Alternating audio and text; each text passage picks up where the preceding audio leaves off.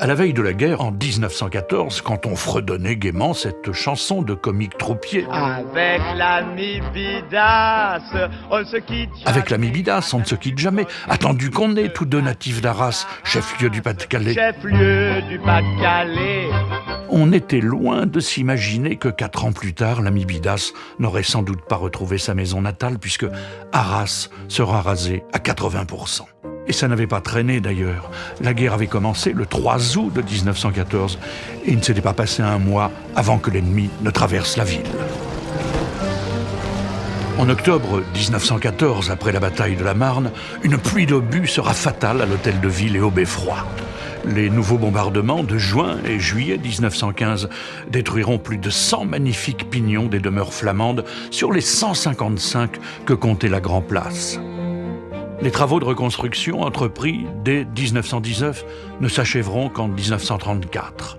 C'est sur la petite place que se dresse l'hôtel de ville qui a aujourd'hui retrouvé sa noblesse du XVIe siècle et le fier beffroi qui culmine à nouveau à 75 mètres sous les nuages. Depuis 1945, en souvenir des héros de la Résistance, la petite place est devenue la place des héros. La bataille d'Arras a été envisagée lors de la deuxième conférence de Chantilly en novembre de 1916. Pourquoi le choix d'Arras ? Parce qu'à cette époque, la ville était devenue une base militaire dans laquelle les Tommies pouvaient secrètement préparer une grande offensive contre les lignes allemandes. Cette bataille est celle d'une guerre mondiale par excellence, puisqu'elle a mis en présence des soldats venus des 5 continents. Face à une armée allemande, les Alliés affichaient des divisions qui étaient pour le moins cosmopolites, puisque dans les rangs britanniques, outre des Gallois, des Irlandais et des Écossais, on comptait de nombreux courageux venus des lointains dominions de la couronne de Sa Gracieuse Majesté. À la fin de 1916, le travail accompli par les Néo-Zélandais à Arras, sous Arras plus exactement, est absolument fantastique. Pendant 6 mois non-stop, ils se sont en effet transformés en creuseurs, en tailleurs de craie. Ils ont travaillé à percer près de 22 km de tunnels pour héberger les 24 000 hommes appelés à se lancer dans la bataille. C'est le lundi 9 avril de 1917 à 5h30 du matin que 20 000 hommes ont subitement jailli des entrailles de la terre arageoise pour foncer vers les tranchées ennemies avec effet de surprise garanti. Ces souterrains au fond desquels s'est préparée la plus grande attaque surprise de la Première Guerre mondiale ont été baptisés carrière Wellington du nom de la capitale de la Nouvelle-Zélande d'où venaient les soldats transformés en tunneliers. Aujourd'hui aménagée en précieux mémorial, cette carrière permet de découvrir ce qu'était la vie des soldats en attente de l'assaut du lundi de Pâques de 1917.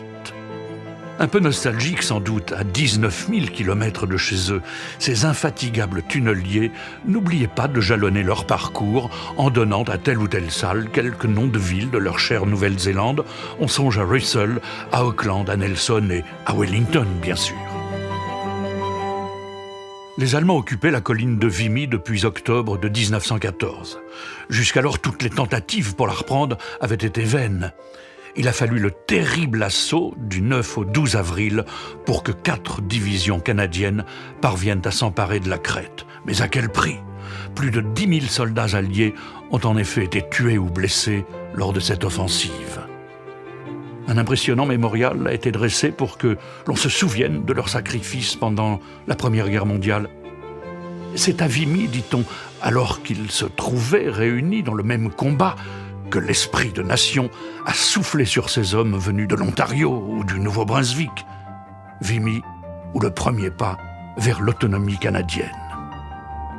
Aujourd'hui, sur les parois du monument, à 2 tours blanches, on a gravé les noms de 11 285 soldats canadiens manquant à l'appel, morts sur le sol de France.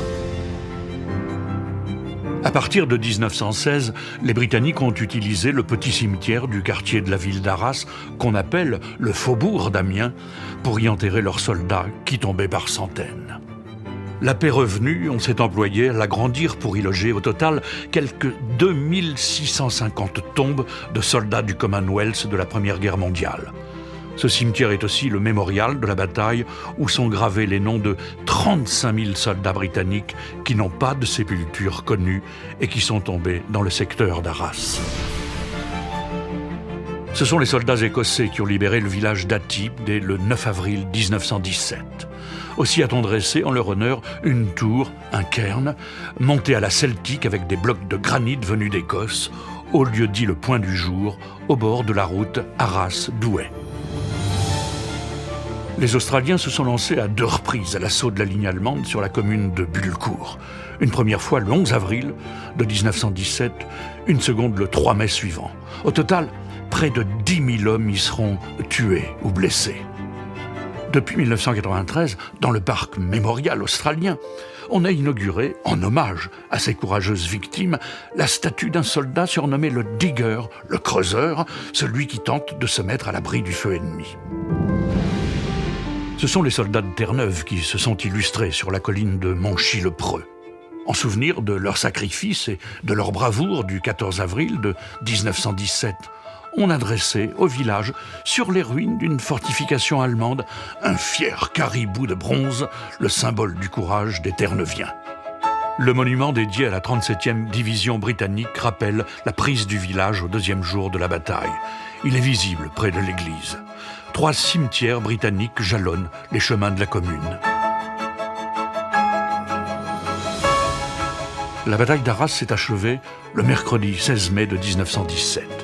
Elle a donc duré 38 jours d'un terrible massacre, une véritable boucherie, puisque si l'on sait qu'elle a été fatale à près de 160 000 soldats britanniques et à presque autant d'Allemands, on atteint ce chiffre difficilement imaginable de 8 000 pertes par jour.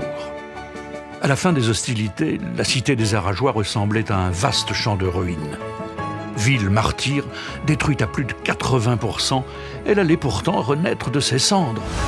Ses monuments classés, son hôtel de ville, son beffroi, l'abbaye Saint-Va, sa cathédrale et ses maisons aux façades de style baroque flamand allaient en effet, fort heureusement, être reconstruits à l'identique comme avant la tourmente, permettant à la cité de retrouver sa splendeur architecturale.